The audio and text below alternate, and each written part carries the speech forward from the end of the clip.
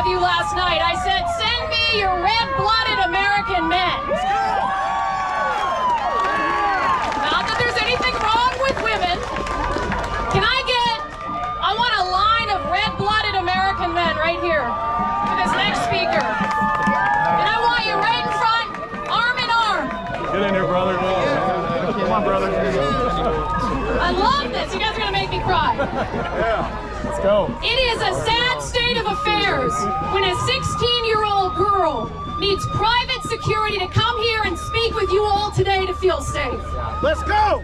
It's not right. We won't stand for it. And we're going to make sure that she can come up here and she can talk about how this impacts her and she can feel safe. And all of you are going to help her do that, right? Yeah. I want to introduce you to one of the bravest young women I know. It's her homecoming day. Yeah. But before she gets glammed up, there is nothing she wanted to do more than come down here and tell her story. I'll give you a little bit of a precursor. She's been on our show. She sat out her final game of the year because a biological boy was playing on the other team. Yeah. That's bravery, ladies and gentlemen. Thank you, Francis. So I want you to join me in welcoming Tumwater High School junior, 16-year-old Francis Stout. Yeah.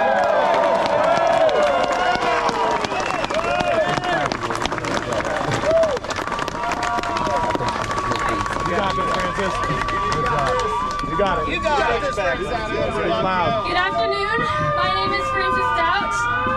Some of you may be aware of the journey I've embarked on to bring attention to the lies that are being told in the state of Washington and very far beyond. There seems to be a few misconceptions about the narrative surrounding Title IX, as well as threats that women are facing in sports and public spaces. We are being told that affirming gender care and dysphoria is helping our children, and those who listen to their gut feeling, which is telling them that it is wrong, are abusive. We are being told that 18-year-old men are not present in the locker rooms and bathrooms of 15-year-old girls seeking to silence their voices, eradicating the fundamental female rights that the left claims to care about protecting so passionately.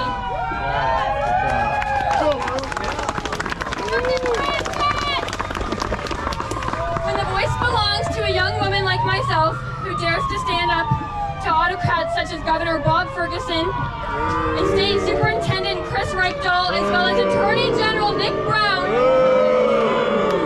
the agenda shifts, only serving a protected class who goes along with a radical ideology that women will be pushed out of the spaces that they occupy without a fight.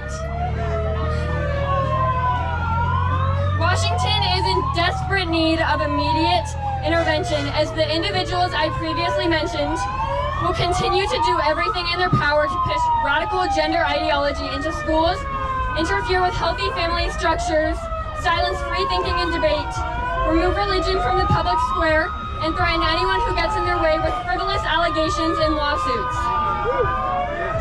I am no stranger to these threats, as I have been investigated by the WIAA in Tumwater School District, being called a bully, liar, bigot, and Chris Reichdahl encouraged his other people to do the same thing. Biological men should not be participating in women's sports, and biological men and boys should not be in my locker room or my bathroom.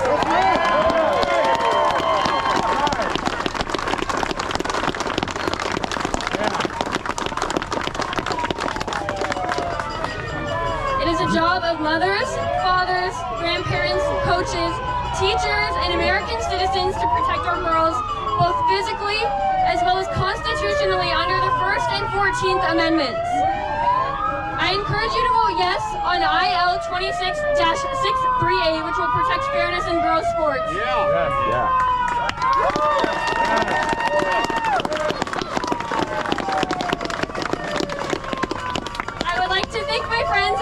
Washington, who are doing great work in trying to get this initiative passed, and I also want to thank Brandi Kruse for giving me multiple opportunities to share my story.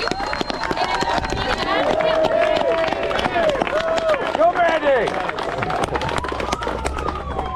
It is us who will be the turning point in this country.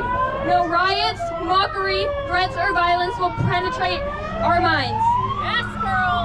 We are based in faith, righteousness, and truth.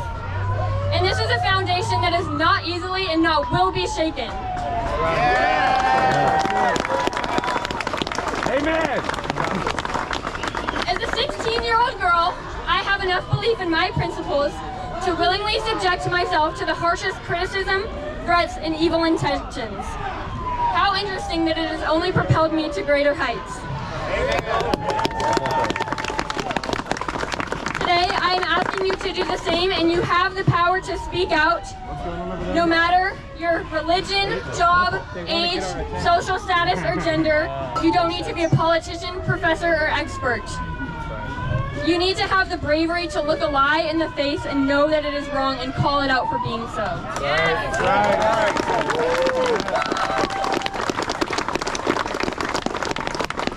Biological men do have an advantage over women.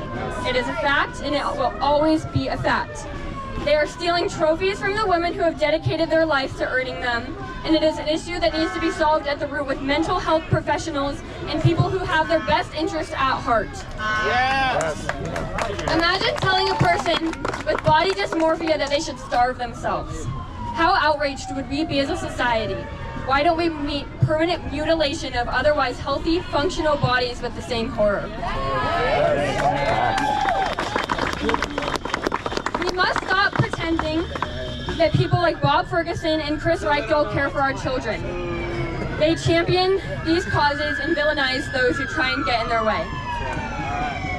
What have they done for me? What have they done for you? And what will they do to your children? Taking away parental rights is of the utmost importance to them. When they silence your voices as parents, we have lost. Washington Democrat Senate Majority Leader Jamie Peterson just said, and I quote, "Parents don't have a right to have notice. They don't have a right to have consent about their child's healthcare decisions." Boo. If they don't, who does? IL 26-001 makes sure that the decisions about your precious children's health and well-being lies in your hands and not the government's.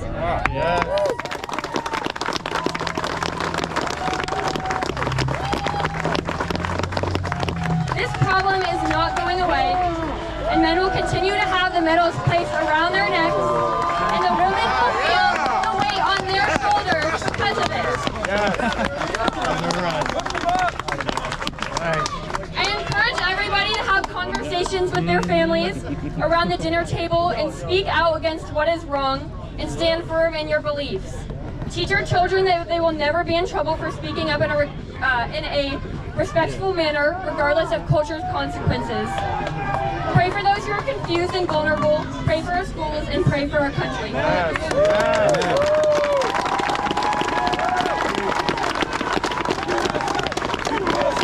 USA! USA! USA! USA! USA! USA! USA! I would like to end out with a verse from 2 Timothy chapter 1 verse 7 that says, "For the Spirit God gave us does not make us timid, but gives us power, love, and self-discipline." And I encourage everyone to not be timid, and you have the tools you need to make a difference.